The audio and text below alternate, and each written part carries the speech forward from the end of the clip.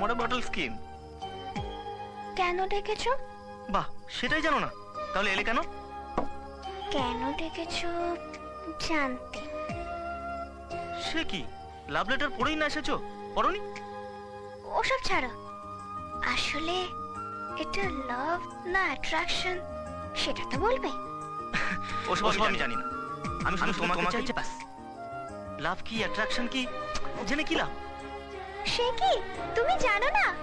আমি জানি।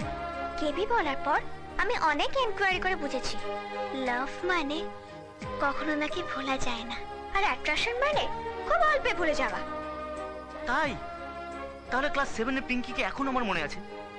তবে সেটাকে তুমি কি বলবে, লাভ?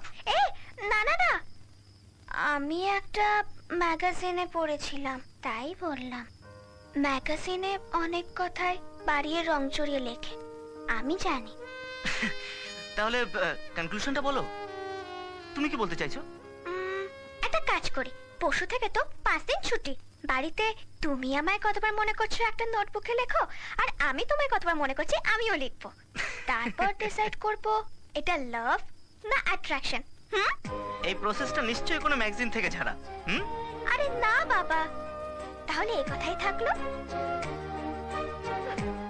এই হ্যাঁ, আর একটু থাকো না।